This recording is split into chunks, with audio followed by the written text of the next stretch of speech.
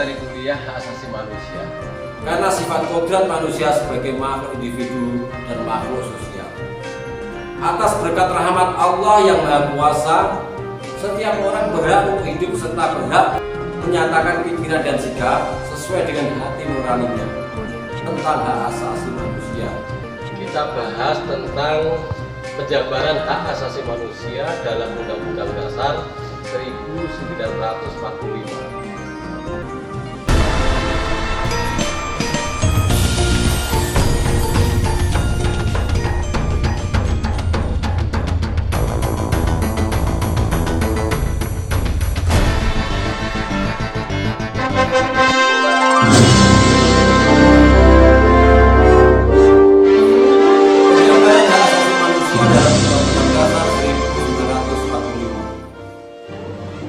Hak asasi manusia tidak dapat dipisahkan dengan pandangan filosofis tentang manusia yang melatar belakanginya. Menurut pandangan filsafat bangsa Indonesia, seperti yang terkandung dalam Pancasila, hakikat manusia adalah monopluralis yang tersusun atas jiwa dan raga. Sifat kodrat manusia adalah makhluk individu dan makhluk sosial, serta kedudukan kodrat manusia adalah sebagai makhluk pribadi yang berdiri sendiri dan sebagai makhluk Tuhan yang Maha Esa. Dalam pengertian ini, maka hak asasi manusia tidak dapat dipisahkan dengan hakikat kodrat manusia tersebut. Konsekuensinya, hak asasi manusia senantiasa memiliki hubungan yang korelatif dengan wajib asasi manusia, karena sifat kodrat manusia sebagai makhluk individu dan makhluk sosial. Menengok pada sejarah perkembangan hak asasi manusia di dunia, konsep hak asasi manusia lebih dulu telah dirumuskan oleh bangsa Indonesia dalam pembukaan Undang-Undang Dasar 1945 dan pasal-pasalnya, daripada Deklarasi Universal Hak Asasi Manusia oleh Perserikatan Bangsa-Bangsa. Hal itu menunjukkan bahwa bangsa Indonesia sebelum tercapainya pernyataan hak-hak asasi manusia beserta konvenannya telah mengangkat hak asasi manusia dan melindunginya dalam kehidupan negara yang tertuang dalam Undang-Undang Dasar 1945. Dalam pembukaan Undang-Undang Dasar 1945 alinea ke-1 tertulis bahwa kemerdekaan ialah hak segala bangsa.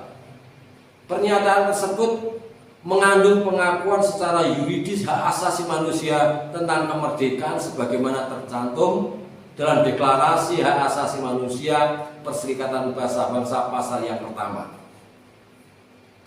Dalam filosofi bangsa Indonesia, hak asasi manusia bukan kebebasan individualis, tetapi menempatkan hak asasi manusia dalam hubungannya dengan bangsa atau makhluk sosial.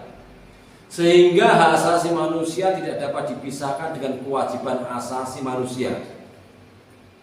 Kalimat berikutnya adalah pada alinea ketiga pembukaan Undang-Undang Dasar 1945 yang tertulis, atas berkat rahmat Allah yang Maha Kuasa dan dengan didorong oleh keinginan luhur supaya berkehidupan kebangsaan yang bebas, maka rakyat Indonesia menyatakan dengan ini kemerdekaannya. Pernyataan tentang atas berkat rahmat Allah yang Maha Kuasa mengandung arti bahwa dalam Deklarasi Bangsa Indonesia terkandung pengakuan manusia yang berketuhanan yang Maha Esa dan diteruskan dengan kata supaya berkehidupan kebangsaan yang bebas. Dalam pengertian bangsa, maka bangsa Indonesia mengakui hak asasi manusia untuk memeluk agama sebagaimana tercantum dalam Deklarasi Universal Hak Asasi Manusia Perserikatan Bangsa-Bangsa pasal 18. Dan dalam pasal Undang-Undang Dasar 1945 dijabarkan pasal 29 ayat 2, yaitu negara menjamin kemerdekaan tiap-tiap penduduk untuk memeluk agamanya masing-masing dan untuk beribadat menurut agamanya dan kepercayaannya itu. Melalui pembukaan Undang-Undang Dasar 1945 alinea keempat, bahwa negara Indonesia bertujuan untuk melindungi warganya, terutama dalam kaitannya dengan perlindungan hak asasinya. Adapun tujuan negara yang merupakan tujuan yang tidak pernah berakhir atau never ending goal adalah sebagai berikut. Yang pertama, melindungi segenap bangsa Indonesia dan seluruh tumpah darah Indonesia. Yang kedua, untuk memajukan kesejahteraan umum. Yang ketiga, mencerdaskan kehidupan bangsa. Yang keempat, ikut melaksanakan ketertiban dunia yang berdasarkan kemerdekaan, perdamaian abadi, dan keadilan sosial. Tujuan negara Indonesia sebagai negara hukum yang bersifat formal maupun material tersebut mengandung konsekuensi bahwa negara berkewajiban untuk melindungi seluruh warganya, terutama dalam kaitannya dengan kesejahteraan hidup baik jasmaniah maupun rohaniah, antara lain berkaitan dengan hak asasi di bidang politik, ekonomi, sosial, budaya, pendidikan, dan agama, seperti yang tertulis dalam pasal Undang-Undang Dasar 1945 sebagai berikut. Pada bab 10A tentang hak asasi manusia, pasal 28A tertulis, setiap orang berhak untuk hidup serta berhak mempertahankan hidup dan kehidupannya. Kemudian pasal 28B, ayat yang pertama, setiap orang berhak membentuk keluarga dan melanjutkan keturunan melalui perkawinan yang sah. Kemudian ayat kedua, setiap anak berhak atas kelangsungan hidup, tumbuh dan berkembang serta berhak atas perlindungan dari kekerasan dan diskriminasi. Kemudian pasal 28C, ayat yang pertama, setiap orang berhak mengembangkan diri melalui pemenuhan kebutuhan dasarnya, berhak mendapat pendidikan dan memperoleh manfaat dari ilmu pengetahuan dan teknologi, seni dan budaya demi meningkatkan kualitas hidupnya dan demi kesejahteraan umat manusia. Ayat yang kedua tertulis, setiap orang berhak untuk memajukan dirinya dalam memperjuangkan haknya secara kolektif untuk membangun masyarakat, bangsa, dan negara. Kemudian pada pasal 28D ayat 1, setiap orang berhak atas perlakuan, jaminan, perlindungan, dan kepastian hukum yang adil serta perlakuan yang sama di hadapan hukum. Ayat 2, setiap orang berhak untuk bekerja serta mendapat imbalan dan perlakuan yang adil dan layak dalam hubungan kerja. Ayat 3, setiap warga negara berhak memperoleh kesempatan yang sama dalam pemerintahan. Ayat yang keempat, setiap orang berhak atas status kewarganegaraan.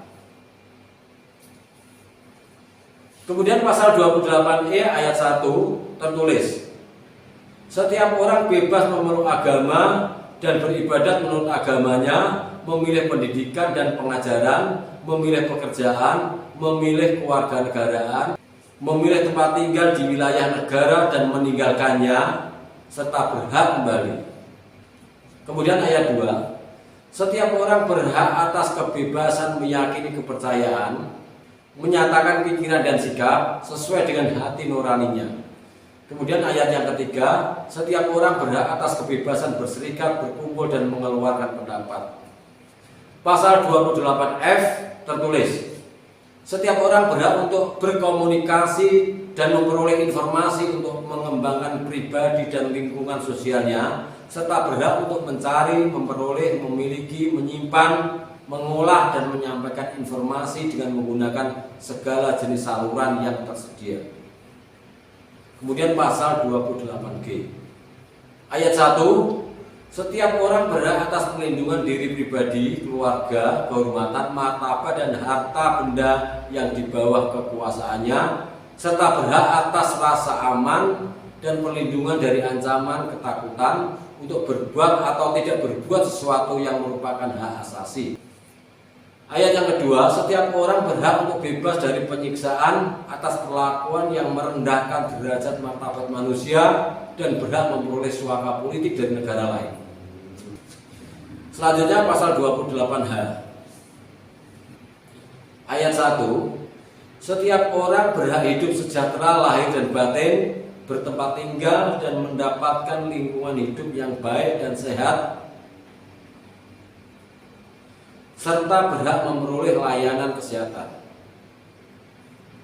Kemudian pasal 28H ayat 2 tertulis, setiap orang berhak mendapat kemudahan dan perlakuan khusus untuk memperoleh kesempatan dan manfaat yang sama guna mencapai persamaan dan keadilan.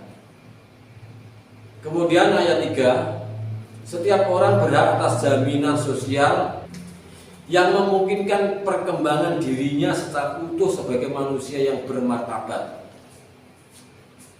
Kemudian ayat yang keempat, setiap orang berhak mempunyai hak milik pribadi dan hak milik tersebut tidak boleh diambil alih secara semena-mena oleh siapapun. Kemudian pasal 28I ayat 1, hak untuk hidup, hak untuk tidak disiksa, hak kemerdekaan pikiran dan hati nurani, hak beragama, hak untuk tidak diperbudak, hak untuk diakui sebagai pribadi di hadapan hukum, dan hak untuk tidak dituntut atas dasar hukum yang berlaku surut adalah hak asasi manusia yang tidak dapat dikurangi dalam keadaan apapun. Ayat kedua tertulis, setiap orang berhak atas bebas dari perlakuan yang bersifat diskriminatif atas dasar apapun dan berhak mendapatkan perlindungan terhadap perlakuan yang bersifat diskriminatif itu. Yang ketiga, identitas budaya dan hak masyarakat tradisional dihormati selaras dengan perkembangan zaman dan peradaban. Yang keempat, perlindungan, kemajuan, penegakan, dan pemenuhan hak asasi manusia adalah tanggung jawab negara, terutama pemerintah. Yang kelima tertulis, untuk menegakkan dan melindungi hak asasi manusia sesuai dengan prinsip negara hukum yang demokratis, maka pelaksanaan hak asasi manusia dijamin, diatur, dan dituangkan dalam peraturan perundang-undangan. Kemudian 28C ayat 1 tertulis, setiap orang wajib menghormati hak asasi manusia orang lain dalam tertib kehidupan bermasyarakat, berbangsa, dan bernegara. Ayat 2 tertulis, dalam menjalankan hak dan kebebasannya, setiap orang wajib tunduk kepada pembatasan yang ditetapkan dengan undang-undang dengan maksud semata-mata untuk menjamin pengakuan serta penghormatan atas hak dan kebebasan orang lain dan untuk memenuhi tuntutan yang adil sesuai dengan pertimbangan moral, nilai-nilai agama, keamanan, dan ketertiban umum dalam suatu masyarakat yang demokratis. Dalam perjalanan sejarah kenegaraan Indonesia, pelaksanaan perlindungan terhadap hak asasi manusia di Indonesia mengalami kemajuan. Hal ini bisa kita lihat antara lain sejak kekuasaan rezim Soeharto di Indonesia telah dibentuk Komnas HAM, walaupun pada kenyataannya pelaksanaannya tidak bisa optimal. Dalam proses reformasi dewasa ini, terutama akan perlindungan hak asasi manusia semakin kuat, bahkan merupakan tema sentral. Oleh karena itu, jaminan hak asasi manusia sebagaimana terkandung dalam Undang-Undang Dasar 1945 menjadi semakin efektif, terutama dengan diwujudkannya Undang-Undang Nomor 39 Tahun 1999 tentang hak asasi manusia.